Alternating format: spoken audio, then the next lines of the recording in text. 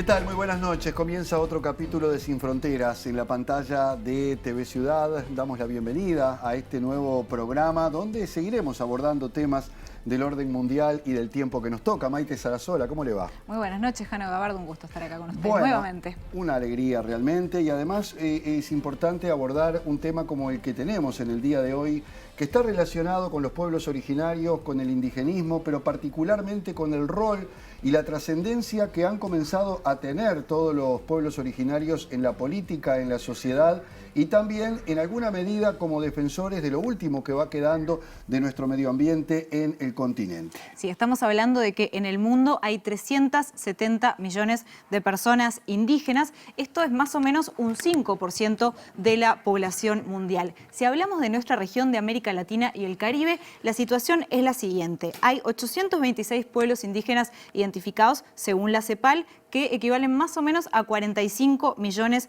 de personas, y hay 200 que viven en aislamiento voluntario. Si vamos a los países que tienen mayor población indígena por sobre la población total, tenemos primero a Bolivia con un 62,2%, después le sigue Guatemala con un 41%, México con un 15% y Panamá con un 12,3%, como podemos ver en la pantalla. Y ya que estamos hablando de Bolivia, Bolivia fue un país que protagonizó uno de los hechos más importantes en esta materia porque tuvo al primer presidente indígena, que es el caso de Evo Morales, a quien tenemos en este momento en línea y estamos en contacto con él. Señor Evo Morales, bienvenido, un gusto tenerlo con nosotros esta noche en Sin Fronteras. Muchas gracias por este contacto, un saludo a todas y a todos de Uruguay y de la Patria Grande. Morales, buenas noches y muchas gracias por estos minutos. En 2006 usted asumió como presidente de su país, el primer presidente indígena de Bolivia, cargo que mantuvo durante casi 14 años. ¿Cuál es la importancia simbólica de este hecho? Yo diría, nuestro movimiento político, el MAS IPCP, es algo único en el mundo. El movimiento indígena de Bolivia, primero tuvimos que hacer profunda reflexión sobre la doctrina norteamericana. Para el imperialismo, capitalismo, los movimientos sociales somos terroristas. Y desde allá proclaman independencia sindical, independencia política, ideológica. Nosotros, después de más de 500 años, decidimos, también tenemos derechos políticos. De la lucha sindical, social, comunal, a una lucha electoral, recuperando los principios que nos dejaron nuestros antepasados, desde la invasión europea del 12 de octubre de 1492 hasta 2005, durante la colonia y la república. Y este momento político que nace, ¿por qué digo algo único en el mundo? El sector más humillado, marginado, vilipendiado, inclusive en algunas épocas amenazado el exterminio, dijimos, de la resistencia a la toma del poder. Y ahí viene un proyecto político de liberación, pero también con un programa del pueblo, que la base del programa económico es la nacionalización de los recursos naturales y los servicios básicos. Y quiero decirles que ese programa del pueblo y este proyecto político que garantiza la liberación, garantiza la soberanía, la independencia, la dignidad del pueblo, ha tenido resultados tan importantes y empezamos a cambiar la situación económica del país. Mira, hermanos periodistas, Bolivia era el último país de Sudamérica y penúltimo país de toda América. Pero los 13 años, Bolivia 6 años, primero en crecimiento económico en Sudamérica, gracias a las políticas de nacionalización. La reducción de la pobreza, un dato interesante, en 180 años, es decir, de 1825 a 2005 nos dejaron con 9.000 millones de dólares del Producto Interno Bruto. Y enero del 2019, 42.000 millones de dólares del Producto Interno Bruto. Y eso son las políticas económicas que implementamos en Bolivia. Y por eso yo digo que los movimientos sociales, el movimiento indígena, profesionales, muchos sectores, demostramos que Bolivia tiene mucho futuro.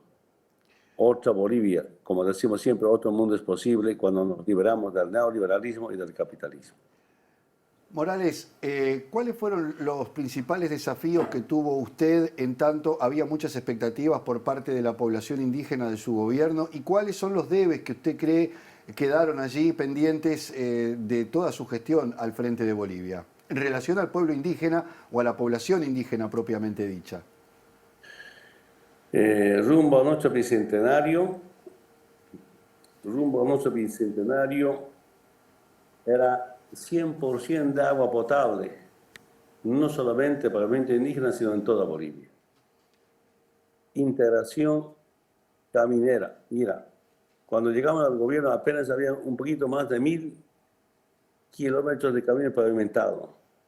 Nosotros dejamos con 8000 y en construcción 2000, 10.000 kilómetros de camino pavimentado. Faltaba terminar eso. Solamente en 3 aeropuertos habían aeropuertos internacionales. Y ahora de los 9 departamentos solo faltaba un departamento, Beni. Es decir, después de la nacionalización de los recursos naturales y los servicios básicos, hemos tenido más recursos económicos para atender la demanda que tiene el pueblo. El próximo paso era dar el valor agregado a nuestros recursos naturales. Porque este golpe que soportamos no es un golpe solamente del gringo al indio, o un golpe a nuestro modelo económico, sino es un golpe a la industrialización del litio. Tenemos un lindo proyecto a 2028-29, instalar 42 industrias de litio.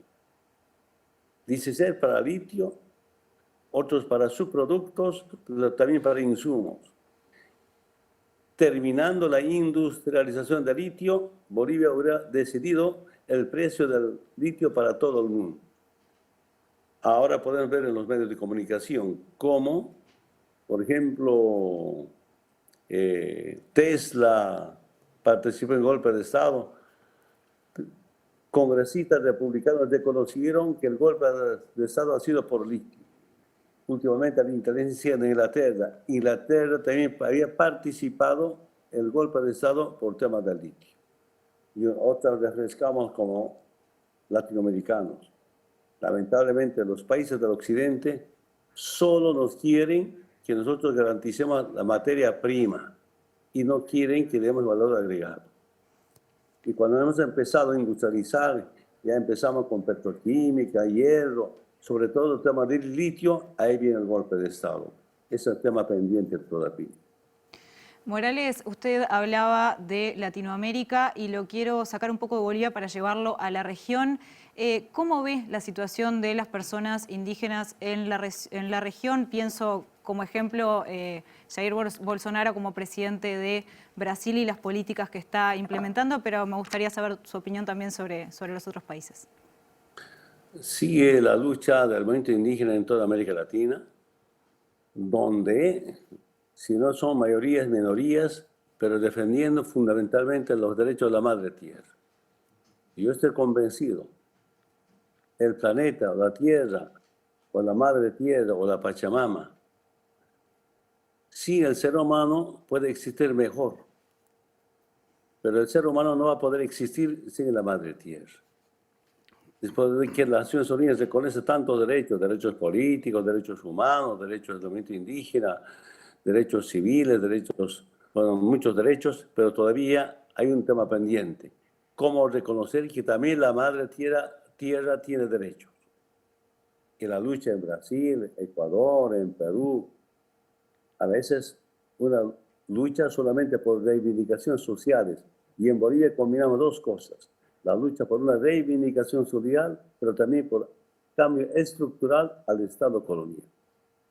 Y en Bolivia implementamos 3 temas para llegar en 2005-2006 al gobierno.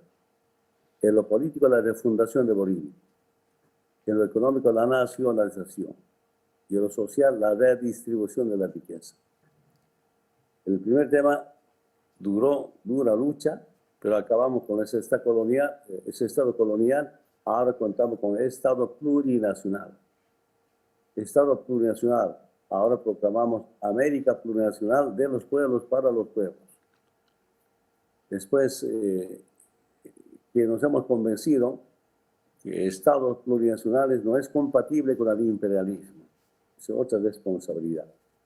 Lo más importante para nosotros ha sido, y más sencillo, las nacionalizaciones. Eso ha hecho cambiar la situación económica del país, también atender la demanda que tiene nuestro pueblo.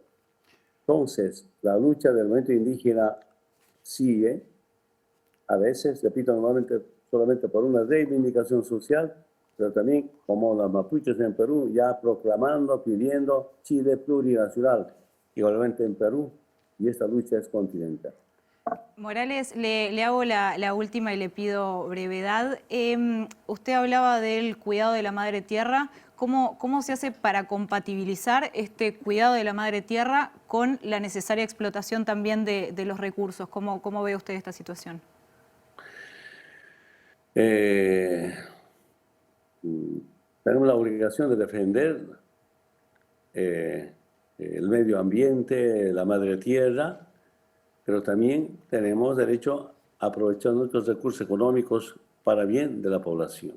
Por tanto, una combinación entre la deforestación, forestación, y esta combinación hicimos permanentemente.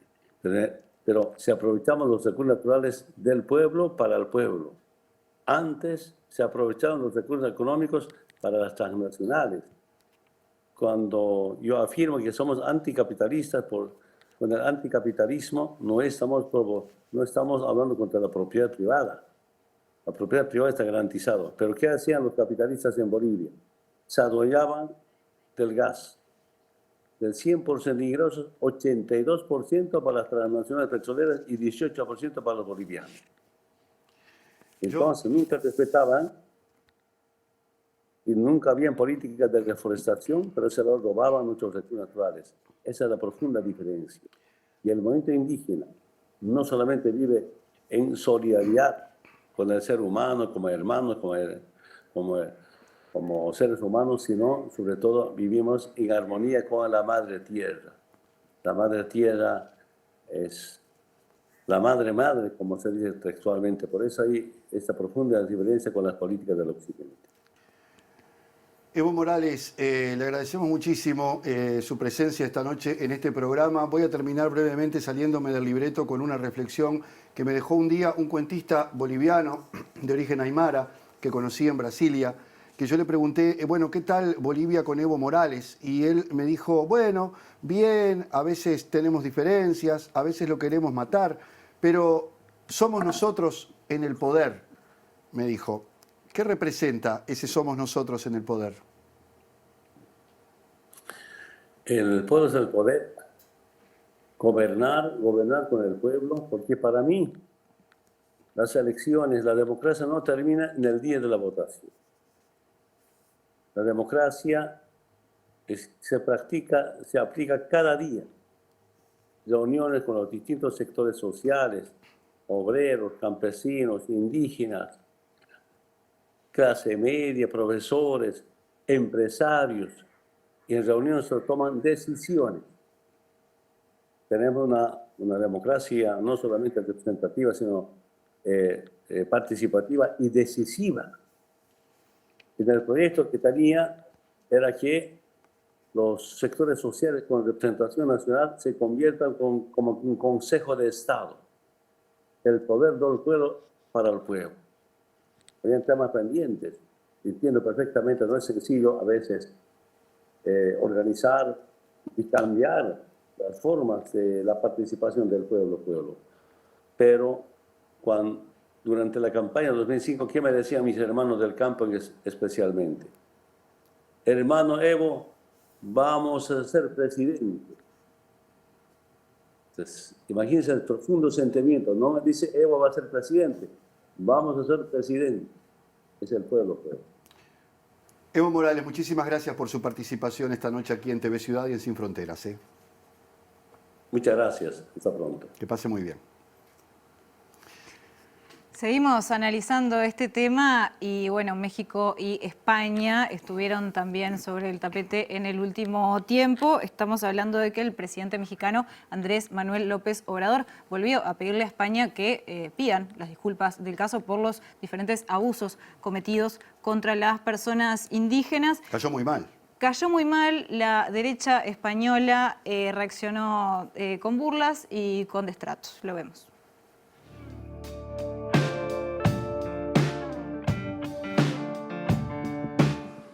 Es que si no hubiesen pasado algunas cosas, perdone, usted no estaría ahí.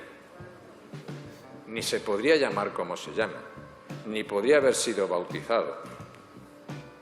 Digo, ni podría haberse producido la evangelización de América. Digo.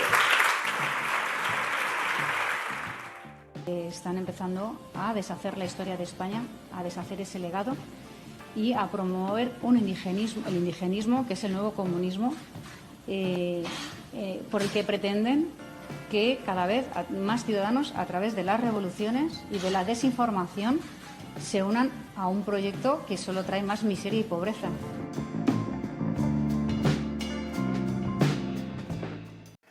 Bien, y luego de este enfrentamiento dialéctico que se dio en los últimos días entre el Reino de España y algunos integrantes, obviamente, de la política latinoamericana, bueno, ahora vamos a tomar contacto con Álvaro Pop, que es guatemalteco, de la etnia maya, fue presidente del Foro Permanente sobre Cuestiones Indígenas de la ONU, secretario técnico del Fondo para el Desarrollo de los Pueblos Indígenas de América Latina y el Caribe, representante de los pueblos indígenas de América Latina y el Caribe ante el Comité Directivo Global de la Década Internacional de Lenguas Indígenas de la ONU.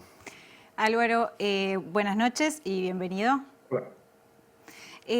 Veíamos un tape donde bueno, hay declaraciones de una política y un político de derecha de España y te quería preguntar, ¿hay un cierto colonialismo, discurso colonialista que se sigue repitiendo hoy en día?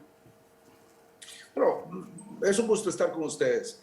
Me parece que hay, más allá de un discurso, hay una actitud colonialista de algunas personas, de algunos grupos, de algunos partidos políticos en España que estoy convencido no representan a toda España, pero sí representan a esos grupos que cada día más en el mundo se están volviendo más prepotentes, más abusivos, incluso gobiernos que están haciendo del racismo una política pública, que están haciendo de la discriminación y del colonialismo una acción gubernamental en algunos casos y que obviamente están violando lo que sus propios estados han ratificado, han firmado en muchos escenarios, declaraciones y convenciones de Naciones Unidas. El Reino de España ha sido el primer país en Europa que ratificó el convenio 169 de la OIT sobre pueblos indígenas y tribales y demuestra una actitud realmente retrógrada y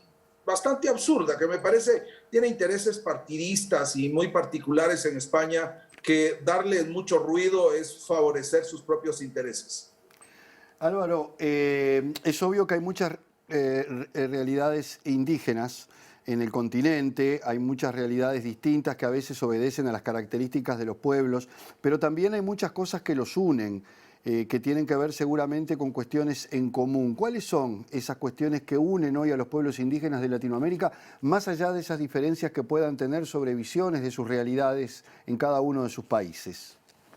Tienes toda la razón, y yo creo que sería muy bueno hacer un rápido repaso de las diferencias. Para empezar, hay 5 regiones en América Latina. Tenemos el Caribe, la región andina, Mesoamérica, Amazonía, el Cono Sur, pero también hay otras realidades. La realidad que tenemos que tomar en cuenta desde el ámbito de las migraciones, los pueblos transfronterizos, los pueblos en aislamiento voluntario, los pueblos indígenas urbanos, los pueblos indígenas más rurales, los territorios autónomos. Es decir, hay toda una serie de diversidades en el mundo de los pueblos indígenas. Y entre las cosas que nos unen, la parte más importante es el tema de la identidad. Cuando hace ya casi 50 años empezamos a encontrarnos en Naciones Unidas en el esfuerzo que los maoríes de Nueva Zelanda iniciaron en lo que fue la Sociedad de Naciones primero y luego Naciones Unidas, el punto de encuentro era hermanos indios. Esa identidad que luego se volvió la fuerza de los pueblos indígenas en el mundo. Nos sentimos hermanos, nos llamamos hermanos, funcionamos como familia.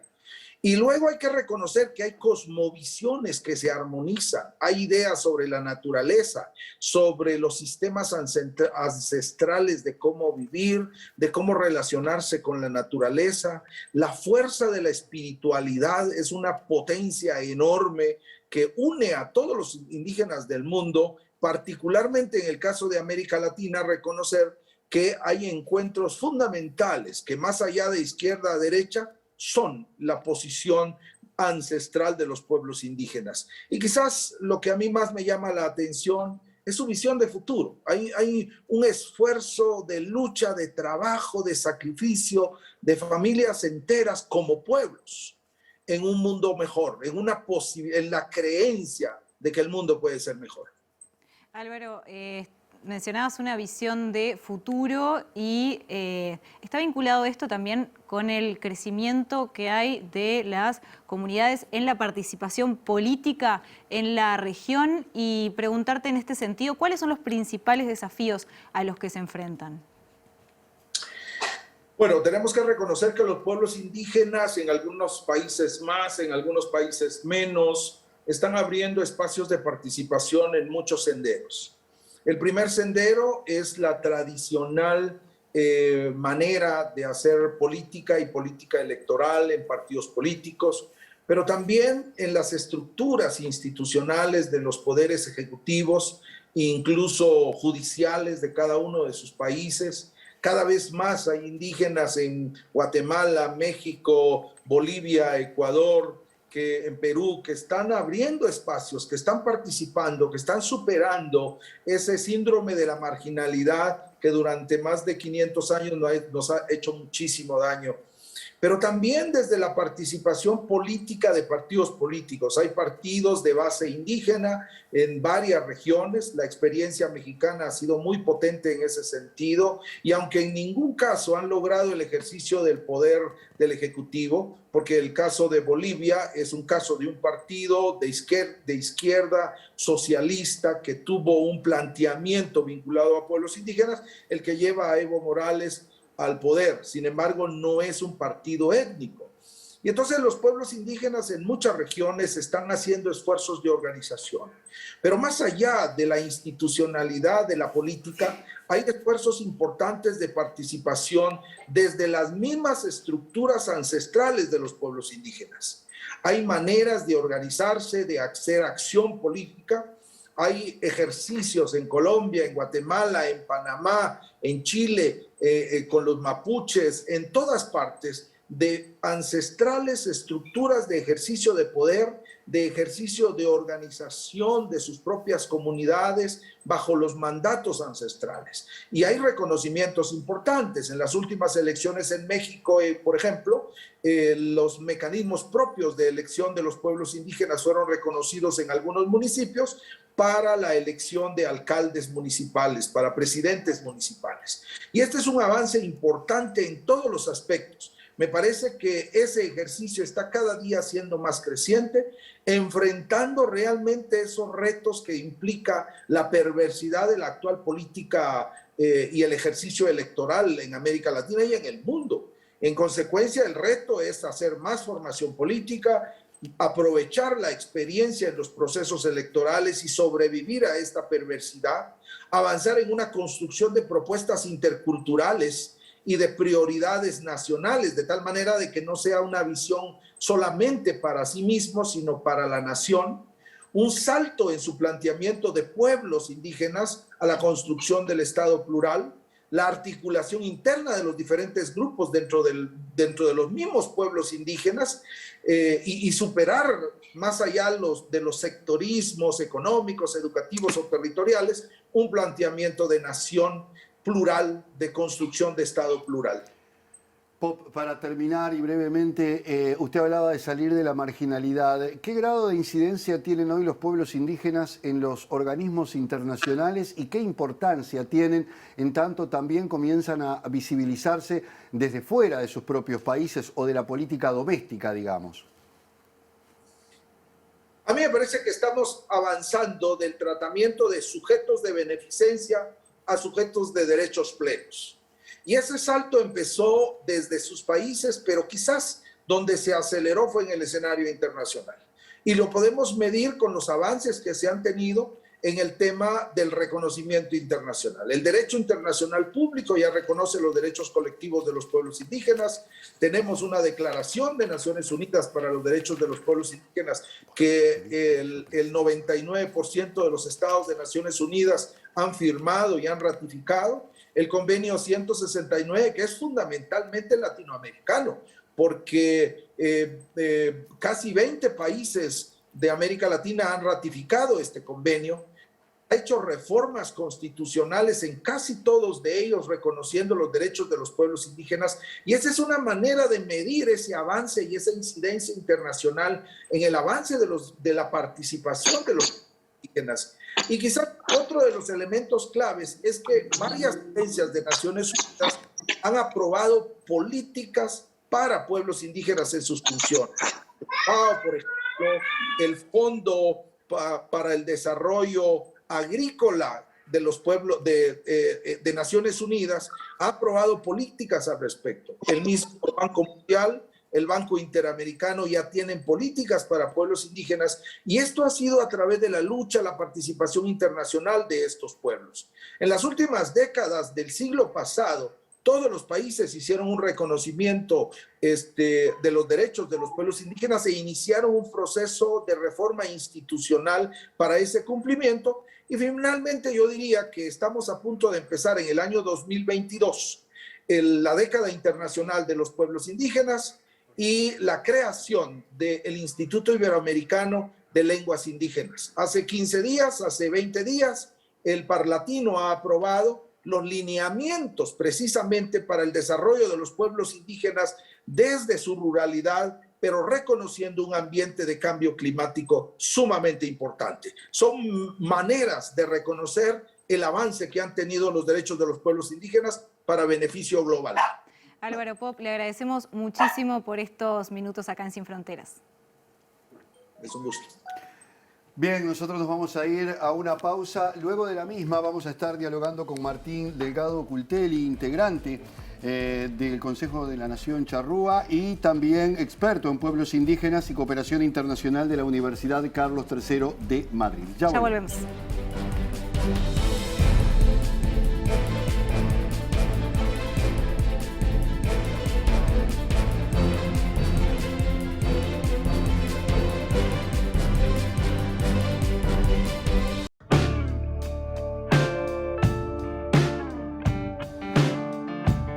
La defensa de las tierras ancestrales por parte de los pueblos originarios en América Latina y el Caribe ha tomado una nueva dimensión a partir de los peligros y desafíos que acechan sus territorios, con la llegada masiva de intereses comerciales, empresariales y geopolíticos que agravan aún más la supervivencia de sus culturas. La minería extractivista, la industria maderera y los intereses del agronegocio y el manejo político y económico de las élites y gobiernos del continente han puesto a los movimientos indigenistas en el centro del debate y a los pueblos enfrentados a nuevos peligros que amenazan con terminar cualquier atisbo de resistencia a dichos emprendimientos. En 2020, 227 ambientalistas fueron asesinados en el mundo y Colombia fue el país donde más casos se registraron, según un informe publicado por la organización Global Witness, que ubica a nuestro continente como el más peligroso, ya que entre los peores países se ubican además México, Brasil, Honduras, Guatemala, Nicaragua y Perú.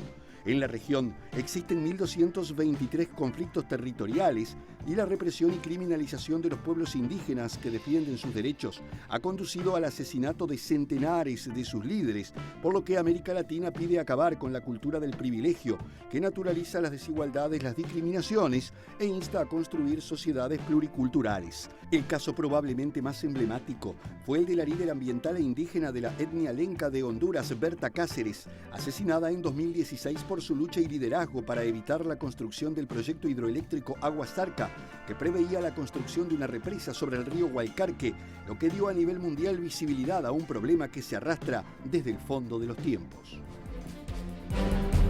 Bueno, seguimos en Sin Fronteras y en este bloque recibimos a Martín Delgado Culteli, integrante del Consejo de la Nación Charrúa de la CONACHA. Buenas noches y gracias. Bueno, un saludo y muchas gracias por permitirnos participar. Jarú, Guamá, saludos amigos en nuestra lengua ancestral, el Lantec. Martín, sos experto en pueblos indígenas, derechos humanos y cooperación internacional de la Universidad Carlos III de Madrid, así que te recibiste en España. ¿Cómo fue esto de estudiar pueblos indígenas en España, una carrera que acá no existe? Sí, bueno, yo fui becado por un programa de acciones afirmativas que tiene dicha universidad para estudiantes indígenas de Latinoamérica, y también eso se debe en gran parte a que, bueno, una política, ¿no?, de cooperación internacional que tiene España, principalmente de promoción de los derechos humanos, y bueno, también hay un tema que hay que reconocer, que debido al pasado colonialista de España hay una especie de sentimiento de culpa, ¿no? Es medio parecido con lo que pasa con los franceses con África, ¿no? Los franceses con África tienen una especie de sentimiento de culpa, porque claro, ellos son conscientes de que los pueblos africanos fueron destruidos por el colonialismo francés, y gran parte de la sociedad española también es consciente de que si hoy en día hay marginalidad, si han desaparecido pueblos enteros, ha sido en gran parte por el colonialismo español, ¿no? Por eso estuvo muy bien lo que dijo Evo Morales más temprano, y también don Álvaro Pop, que fue profesor mío en esta carrera, que no es toda la sociedad española, sino que son los sectores más reaccionarios, herederos del franquismo, ¿no?, de la dictadura franquista, y herederos y nostálgicos del imperialismo español, ¿no? Y eso es algo que tenemos que ser bien conscientes de saber diferenciar, que nosotros cuestionamos profundamente a esas ideas imperialistas que todavía hay en España y esos proyectos imperialistas, pero no es que rechazamos a todos los pueblos de España, sino a esa proyección imperialista que todavía hay en algunos sectores.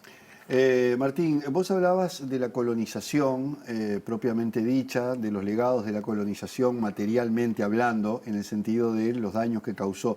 Pero hay una colonización que siempre es más difícil de erradicar, que es la cultural, y que sienta sus bases, en el caso nuestro, en cuestiones como la Iglesia Católica, también como las universidades y otros ámbitos donde esa historia se ha repetido hasta el cansancio. Por lo tanto, uno piensa que cuesta mucho tratar de imponer otro relato en esta materia, y sobre todo en el Uruguay particularmente, donde los pueblos indígenas han sido muchos más invisibles que en otros países. Bueno, es que justamente por eso también nosotros los pueblos indígenas hablamos de colonialismo, ¿no? Y también hay un término muy importante para hablar, que es el de colonialidad, que es hablar de cómo las estructuras que se forjaron durante el periodo colonial hispano sobreviven en las repúblicas criollas, sobreviven en la democracia, y la democracia criolla reproduce esas estructuras que vienen del colonialismo español.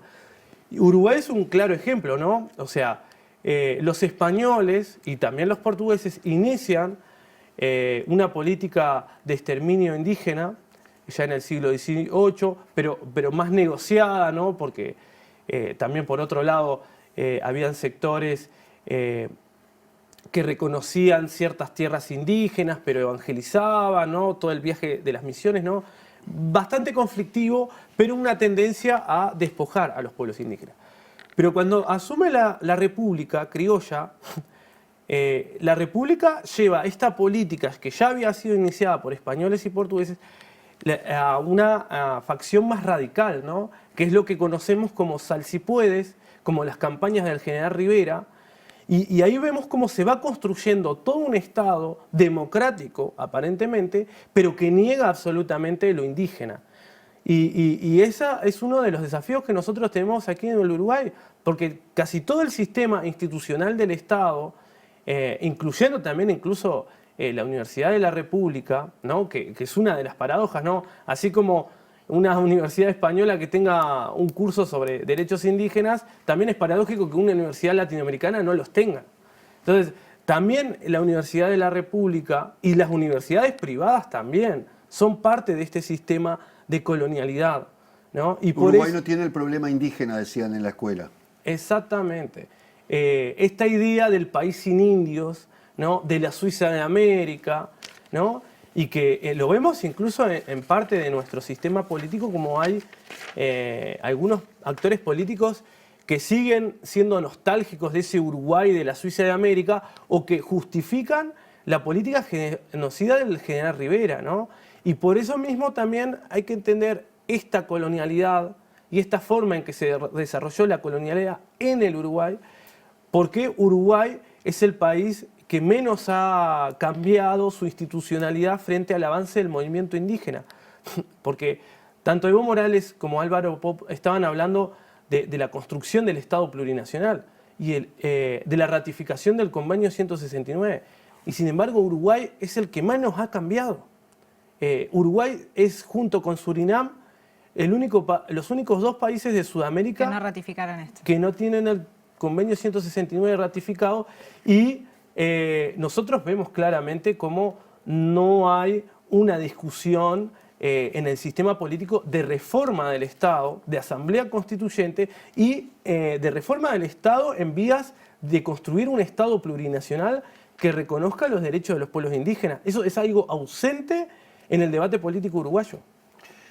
Muy bien, y vamos a darle la bienvenida y también la participación en este programa precisamente al investigador, abogado y antropólogo quichua Ollantay Itzmna, quien está allí para compartir con nosotros, bueno, un poco estas reflexiones. Bienvenido, Ollantay, que tienen que ver con la independencia de los países y cuál fue un poco, digamos, el resultado para los pueblos indígenas de lo que cada uno vivió como la independencia de las distintas colonias que le tocaban, mayoritariamente hispánicas en el caso de América Latina. Bienvenido al programa. Muy buenas noches, estimados colegas, ahí en la parte sur de la Via Yala. Yo me encuentro aquí en un territorio que se llama Guatemala, muy poco conocido en el sur, justamente en medio del pueblo Xinca. Voy avanzando, voy en camino, pero yo paré para poder atenderles esta tertulia, esta conversada. Satisfecho de poder escucharlos y si tu inquietud es cuál es nuestra percepción como pueblos originarios sobre la independencia o el centenario de estas repúblicas. En primer lugar, tenemos que indicar que para nosotros el colonialismo no ha terminado, ¿sí? El colonialismo, lo único que ocurrió hace 200 años fue que el colonialismo europeo, ¿no?, que ya lo soportábamos por 300 años, hace 200 años comenzamos a sufrir el colonialismo criollo. Y en ese sentido, nosotros no solo hablamos de colonialidad, sino también seguimos sufriendo y seguimos viviendo la condición del colonialismo, que es un hecho histórico. La condición de colonialidad, digamos, es ese efecto, ¿no?, que el legado que generó, digamos, la presencia del colonialismo europeo en estas tierras. Pero aparte de eso, los pueblos originarios seguimos sufriendo, seguimos obviamente batallando también con ese sueño de nuestra emancipación histórica, que, como digo, nunca ocurrió para nosotros, ¿no? Y se firmaron actas de independencia sin disparar ningún tiro en el caso de Centroamérica. En el sur ha sido un poco diferente, hace 200 años atrás, pero eso simplemente ha sido para que las élites criollas se negasen a pagar el impuesto a España y lo poco que se recaudaba aquí se lo apropiaran, y una de las muestras es que esos estados criollos de 200 años, uno de sus principales males constitutivos, contradicciones internas, es justamente la corrupción. El caso concreto Guatemala es un hecho, digamos, indiscutible en el tema de la corrupción, ¿no? Gobernantes en la cárcel, etcétera, y en este momento el principal problema, dicen, ¿no?, desde la oficialidad del Estado, es la corrupción. Eso es lo que podría indicar yo sobre el tema de la independencia, ¿no? Reitero, no solamente hablamos de colonialidad, sino también de colonialismo como un hecho histórico perdurando en los 500 años, 200 años de República Criolla, y obviamente la condición de colonialidad que implica, ¿no es cierto?, la dominación mental, espiritual, estética, etcétera, en el que vivimos, ¿no? Ollantay, recién Martín Delgado nos hablaba de una especie de negación de las comunidades, de la historia, que se da muchísimo en Uruguay, hay como una especie de invisibilización también. ¿Esto se da en otros países? ¿Está instalado este relato también? Es un relato, pero también son políticas públicas evidentes, constatables, que esto de la etnofagia, ¿no?, que llamamos nosotros en un lenguaje un poco más, digamos, técnico, esto de que intentar desaparecer al otro, ¿no?, que somos los aborígenes, para intentar asimilarse o asumirse como los europeos. En el fondo, el esfuerzo de políticas públicas y obviamente de planteamientos teóricos como el mestizaje, ¿no?, de intentar buscar desaparecer biológica y culturalmente a los pueblos originarios, en buena medida ha sido como ese intento de querer realizar un proyecto que en buena medida les negaban a ellos, ¿no?, la posibilidad de ser los triunfadores en la historia. En ese sentido, yo creo que las políticas eugenésicas que se han aplicado en estas tierras, pues, son muy, muy comunes, especialmente las revoluciones liberales, ¿no? Pero también hay partidos políticos, incluso que han surgido aquí en Centroamérica, pero también en América del Sur, que proponían justamente esto, la migración de países del norte de Europa para mejorar la raza, porque los indígenas eran la causa del subdesarrollo, etcétera. Intentaron por mucho tiempo las políticas de asimilación, ¿no? Nunca funcionaron. Intentaron políticas eugenésicas de desaparecerlos biológicamente, nunca funcionaron.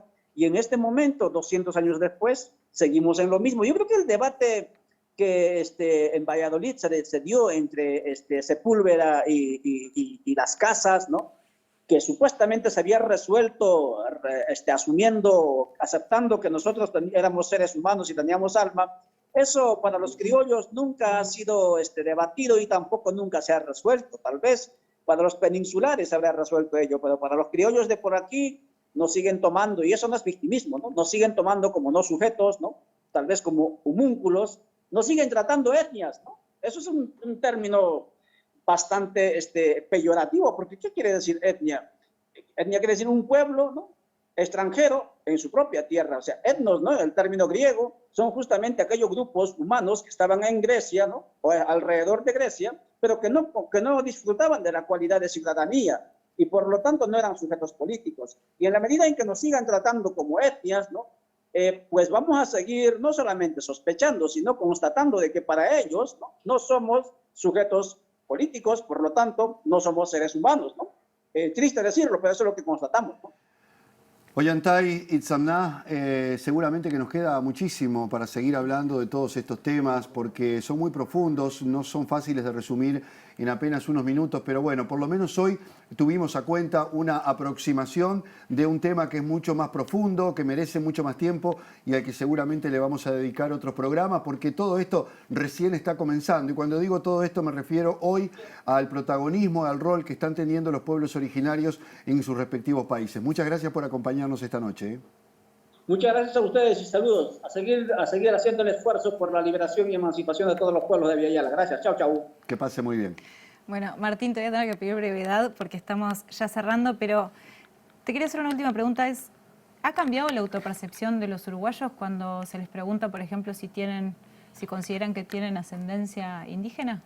Bueno, eso sí ha cambiado y es un logro del movimiento charrúa, del movimiento indígena principalmente, porque ha habido ausencia de políticas públicas en ese sentido en todos los gobiernos, ¿no?, de este país. ¿Están muy solos en esa lucha?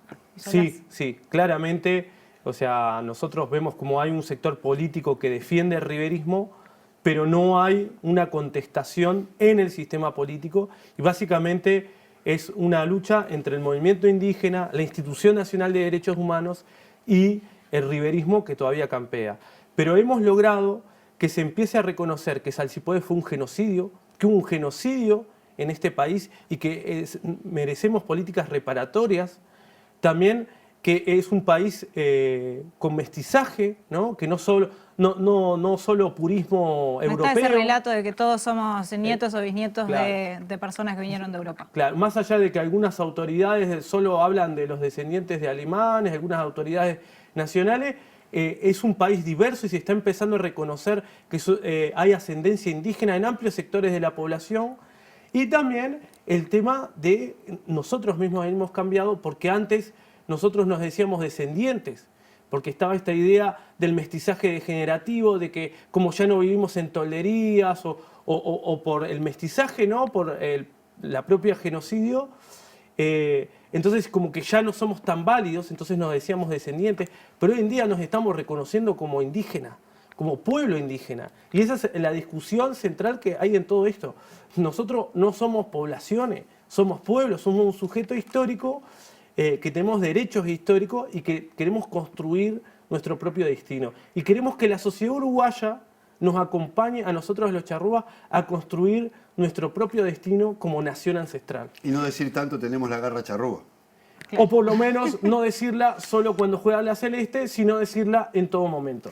Muchísimas gracias, Martín. Queda muchísimo por hablar. Nos Sí, quedamos, yo nos creo quedamos que me dio cortísimos, la pero sensación bueno. que el programa de hoy, en realidad, con todos los invitados y por la profundidad del tema, va a merecer una segunda Me parte. queda una que cosita seguramente chiquita se va a para dar. decir, ¿eh? Dele. Sí, una recomendación que estamos viendo algunas imágenes del documental El País sin Indios, de los directores Nicolás Soto y Leonardo Rodríguez. Pueden verlo acá en TV Ciudad, en el marco de la 10ª edición Pueblo Presente del Festival de Cine y Derechos Humanos de Uruguay. Tenemos que ver, esto va a ser el sábado 23 de octubre a las 23 horas, así que bueno, queda hecha la invitación si les interesó el tema y aparte es un hermoso documental. Nos vamos, nos reencontramos el próximo domingo a las 9 de la noche aquí en la pantalla de TV Ciudad. Buenas noches y buena semana.